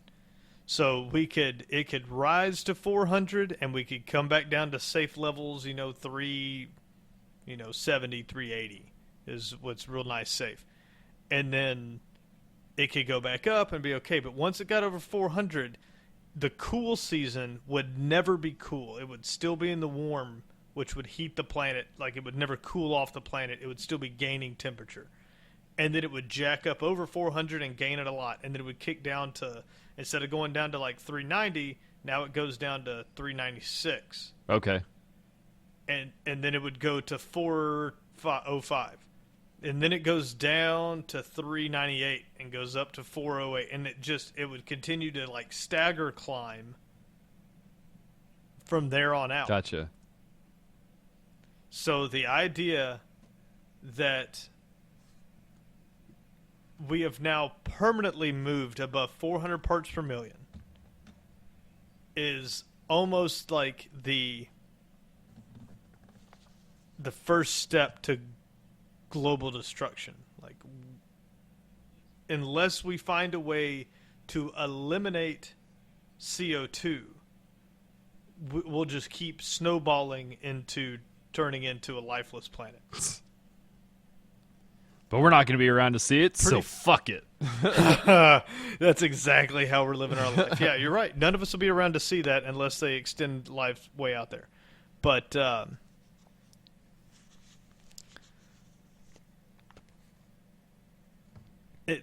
it's that Like, they put a limit on it, and we just didn't give a shit. Like, they said this will happen. It's interesting that it's not interesting. It's fucking humiliating that there are still people who believe that all of those studies are falsified. Well, just to give you, here's your, with the people that don't believe in global warming or runaway greenhouse effect. Before the Industrial Revolution, and we were measuring at this point, the scientific notation is that we were at 280 parts per million. And by the end of this year, they said we're going to break the 410 ppm barrier.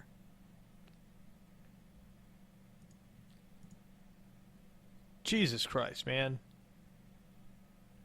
Like, you're looking at like 130 parts per million increase in a single lifetime. That's fucking crazy. You know, within 2 complete lifetimes, we can perhaps screwed the planet inevitably, like for all time.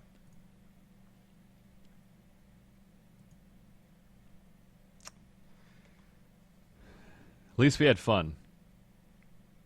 God, yeah, we did. It was a good run. It's crazy. I'd be So, I'll be curious to see if this ever does change, and I'll be very curious to see when it changes. well, and the runaway comes from the fact that how we deflect a lot of the energy back into space has to do with how much of the initial taken energy we can reflect, not just what gets trapped. So, polar ice caps, all the snow, all the white is what reflects that light back out the best. And so the oceans have the 2 polar opposites of each other. If you have polar ice caps, that large area of pure white reflects the most amount of energy. And then the oceans, being a dark blue, absorb the most amount of energy. So as the polar ice caps melt, they go from being the best guard and protector against global warming to immediately becoming The best absorbers. the thing that is the the most damaging thing towards global warming. It's just a 180-degree flip. Like, it's as soon as it melts, it now becomes the problem. So I don't know what, like, when you talk to the people that deny it, I don't get what the goal is, I guess.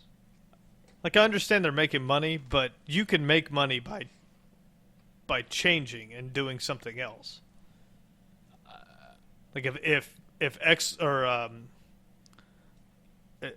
Mobil or BP said, if they all got together and said, we found out that burning oil creates global warming, so BP and Exelon and whoever, we're going to cease production today, and we're going to all switch over to these hydrogen fuel cell things, and we're going to produce it. Like, everyone would have to buy them because they're not going to make any more oil. And they could just produce something else. Like, they have that amount of money. It's just, they just don't want to change. And I get that it's rough. Like, oh, I know it's going to be a big inconvenience. What else do you have to do? It's like your planet's going to be gone. So what do you want to do? The thing is that... Hey! Fucking dog. God damn it. The thing is that, like... You're about to yell at the American people. Sorry. Like, it costs too much money. It would take too much time.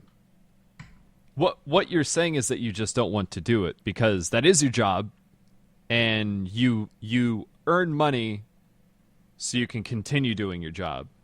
So just change what you fucking do. Like you said, there's plenty of money in those companies to research an alternate route, but It's just the desire to want to do that is not there. Someone might have to take a pay cut. Someone that makes $200 million a year might have to take a fucking pay cut. So, but that's the thing. They might have to. If they all just agreed to, okay, we're going to make 20% less oil and 20% more whatever. Hydrogen cells, or hydrogen fuel, or we're going to start making batteries. They got so much money they can build whatever they want. So if they just picked the next fuel source, like they all get together and they just pick the next one. Here's one that doesn't fucking ruin the planet. And then every year they transitioned over. Yeah, it would take a while, but you're not really losing that much money. And then eventually you're going to make all of it back because you're now oil's not produced, and now whatever it is the new fuel source. I wonder how many people who were like investors in, like, say your example, like Mobil, that they were like, hey, we're going to stop doing oil. How many people would jump ship fucking immediately and run to another oil producing company? Right, but that's what I'm saying. You would have to get together. They would have to do that. It would have to be all of the oil manufacturers. Like, it would almost have to be imposed upon them, but which if like fucking a regulation should be. Like, if you said all of you have to produce 20% less oil and 20% more renewable energy next year, all of you. And then every year after that until you reach 100% renewable. Are they going that direct? I thought they did start setting like, you guys are required to have X amount of green energy increasing per year. I don't know. If they are, they're not done. Nobody's talking about it. I haven't seen it. I don't see any change. The problem is what we produce. We believe that we're not polluting because we're not putting carbon monoxide in the air as much. Like, our pollution has gone way down. The stuff that you see.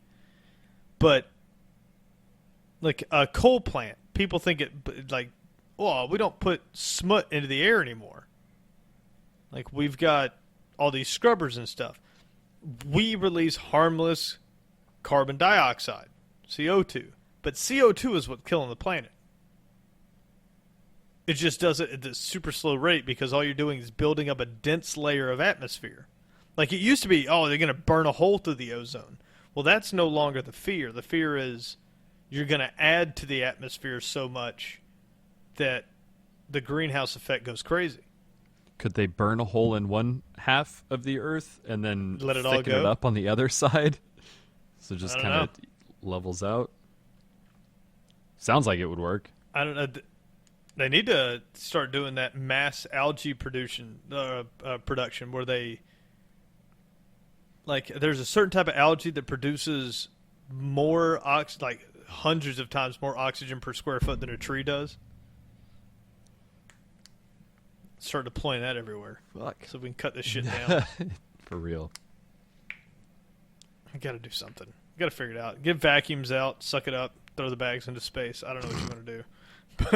But you got to cut down on this goddamn CO2, man. I can't believe we're still denying this shit. Yeah, I mean, you work with a couple, I know for sure. And it's that goofy fucking, like, winter rolls around in the northern Midwest and it becomes negative 40 degrees and somebody's like, yeah, fucking global warming, right? Yeah, that's exactly how that works. What was that senator's name that carried the snowball into Congress? Or the congressman's name? He was like, what about this? Global warming my ass. Meanwhile, you got brown polar bears and the bees are all gone. Yeah. Senator James Inhofe. He's a Republican from Oklahoma. Still in office? I can't imagine why he wouldn't be. Brings a snowball to the Senate floor to prove climate change is a hoax. They did the same thing with lead in fuel. What, did somebody just like put a ball of lead up their asshole and they're like, look, no poisoning. Later. I mean, they denied it to the point where they said that the lead was natural levels, and they hired. This is crazy shit right here. For those of you at home listening, look this up. It'll make you hate yourself and your country. They hired the exact same fake ass scientist to say that the lead poisoning from our fuel being burned with lead in it wasn't real, even though we had core samples showing that since the use of leaded fuels, it had just skyrocketed. They used and I don't mean the same companies, I mean the same fucking guys are now saying that global warming isn't real. These are the same guys that said that tanning beds don't give you cancer. Yeah, oh yeah, it's like cigarettes don't give you cancer. Like some of the same exact people, not all of them, but there's some guys that have sat on like 3 or 4 of lobbyists. These. Yeah. How do you not, like, how? Come on, man. Eventually you got to see that guy and go, no, I know for a fact that he's here, whatever is fucking true. How do you do it? How do you get so fucking good at lying that you can just tell someone that that's not true? No, they got like their kids tied up somewhere or something. Like, I feel like that guy walks in, they're like, hey, we hired Stan. You remember him from the cigarette campaign. And they're like, haha, no, Senator McCain used to have 8 daughters, and he fucking killed them all. Like, you just don't, Like, he's not even a scientist. He's just some thug, and he's sitting there cracking his knuckles with pinky rings on, and they're like, what? All right. Fucking excellent mental image of that. So... But the shit that goes on. This senator wrote a book called The Greatest Hoax, subtitled How the Global Warming Conspiracy Threatens Your Future. So there's a book. I thought it was fake, so I Googled it, and it's real. I mean, evidently it's not real good. It's got a 1.6 out of 5 on Barnes & Noble, but... You know why? You got to know why. It's not funny? Oh, because if you can read, you don't believe that global warming is not fucking real. Fair point.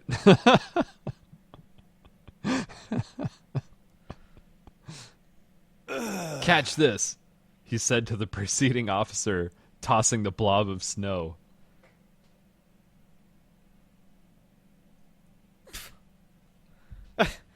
Remarkable. It hurts, man.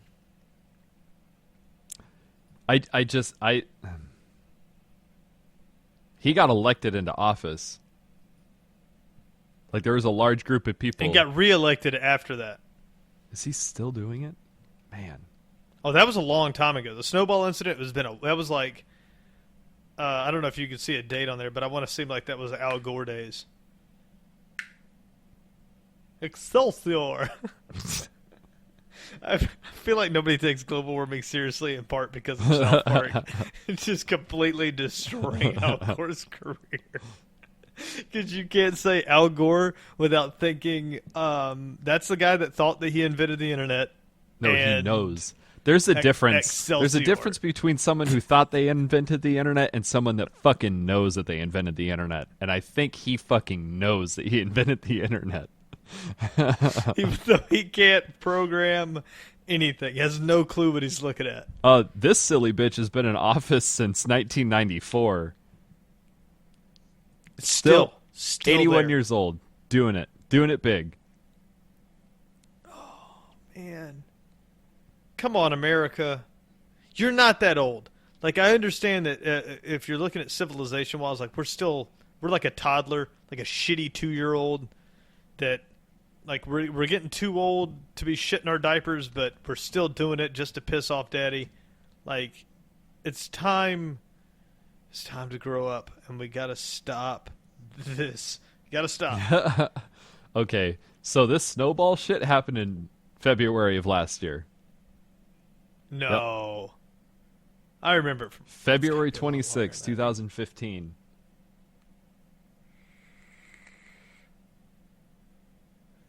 That's even worse. I thought it was Al Gore. Yeah, no. Here's a quote. I thought I remember that story from a long time. Yeah, ago. President Obama said it was disturbing that the chair of Senate's Environment and Public Works Committee had tossed a snowball on the Senate floor last month in a bid to disprove the reality of climate change. Yeah. So that's still happening, and that guy's still in charge of shit. We broke the world record like 3 years in a row for hottest temperatures. It doesn't matter. It's snowing in Oklahoma, so It's snowing in Colorado right now. That's God damn it. I almost wish that it wouldn't. Like, I wish that one year it would be like lowest temperature 88, oh my God, and then like 120 the rest of the year. Would die. Just so everybody goes, all right, maybe there's global. But as soon as it shifts back, they all go, fucking told you. I knew it all along. Everything's fine. Fuck you. And then they just drive their fucking whatever it is they drive. Whatever the least fuel-efficient fucking vehicle on Earth is. So, like, an 80s pickup with a 400-pound fucking camper on the back with 6 pallets of sand in the back of it. So it's just max speed, 10 fucking miles an hour. Yeah. Later, losers. Driving up to the Senate floor is a sweet parking spot. Just drives into the Senate. Yeah.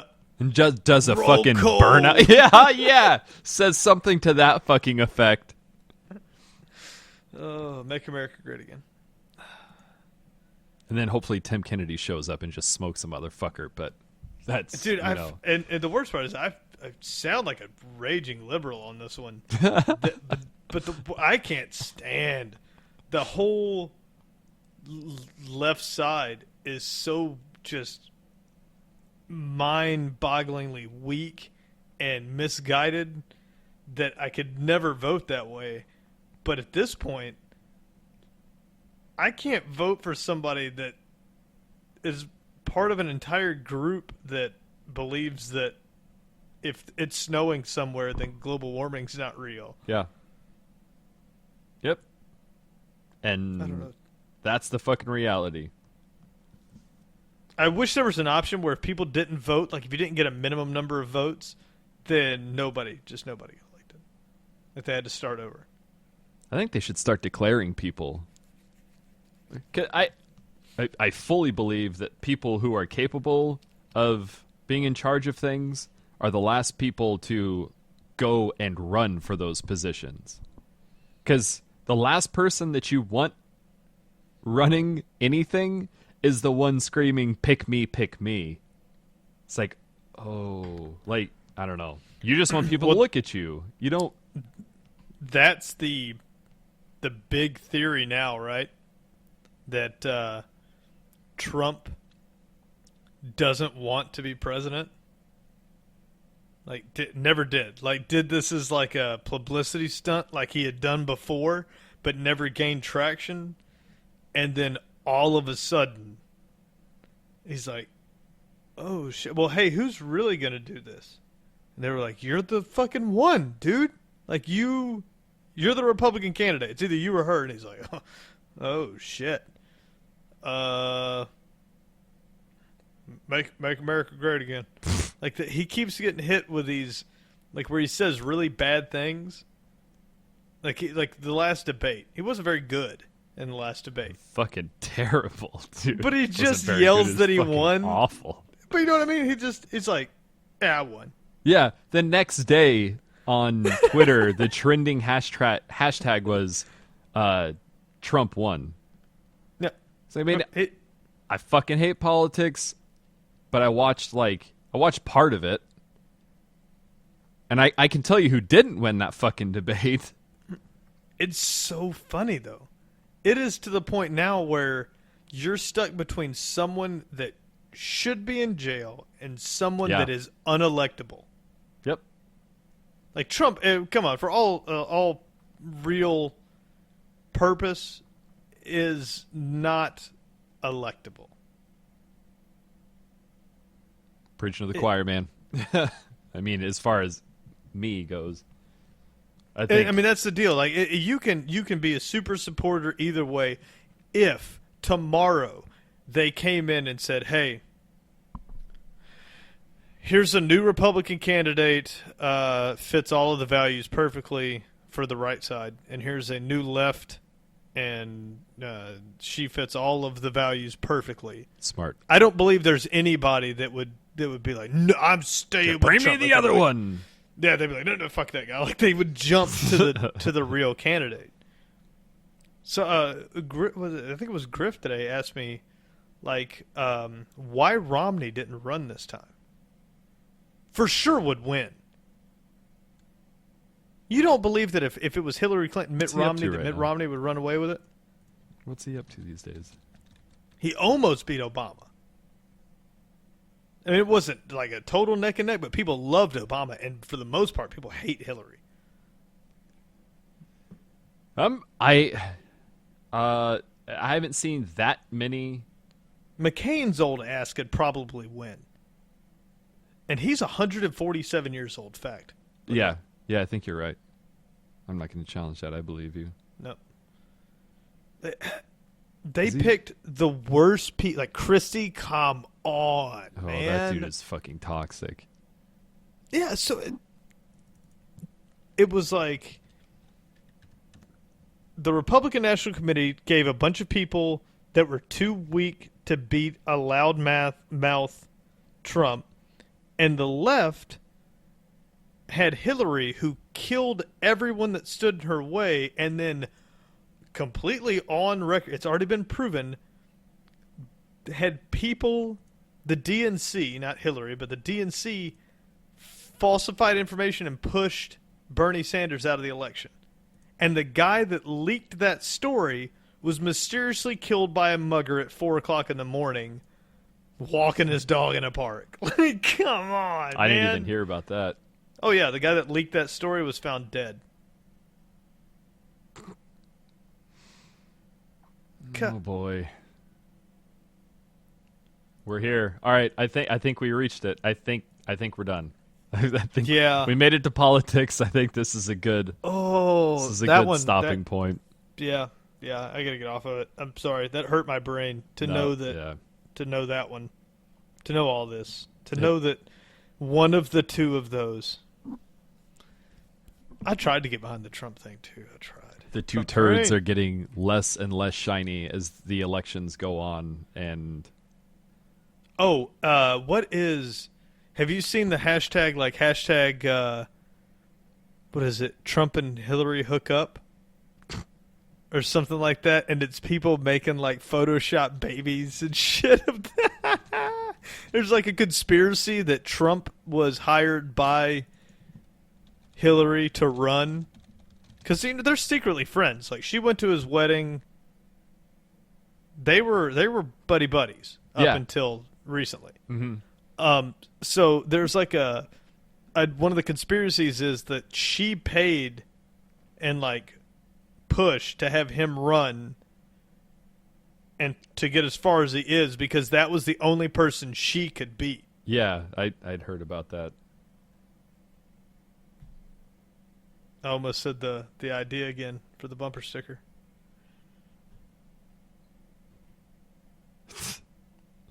We delete that too. Gotta keep that under wraps, baby. Classified shit. Trump holding a baby looks like me holding a baby. Like like it's a steaming bag of shit. Yeah. I'm going to drop this in 10, 9. Yeah, someone could get this. Better get it. I'm not fucking kidding. Oh, well, it was fun to get back in the studio, man. Hell yeah, dude. Oh, I'm looking forward to getting one in real life. We need to really bank on the New Year's thing. Yeah, that'd be sick. Get a little podcast done. Talk to Mel Bell about it. She liked the idea, so. Yeah, I'm sure Melisa'd be stoked to meet you guys too. So. Need to get that down.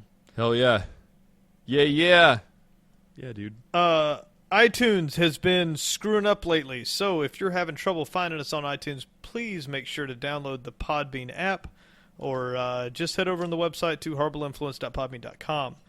Also, search for us on Twitter. Horrible Influence will pop up, that crazy name we got on there. Facebook.com/Horrible Influence. We're now on the Gamers Network. I got to get a link for that and throw it up. Oh, what? But there's new social media for professional gamers. It's like GCN or GNC something. Anyways, I'll throw the link up for that. It's a pretty cool social media website that is just for streamers and video game enthusiasts and professional video game players. And we have a section on there. So, anyways, we're branching out. Made it to the popular podcast page this week, finally, on Podbean. So for all podcasts, we are now considered popular. So thank you for helping making that happen. Fucking crazy. Yeah. Shit's getting real. Yeah, it's pretty rad. Real fucking All right, rad. everybody, we will see you next week. Hopefully Sunday for gaming. Sounds good. Sounds good. There's some shit to be spoke about. Gears of War.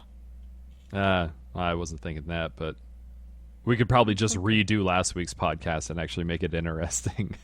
Bang-a-rang. All right, well, talk to you guys later. Later.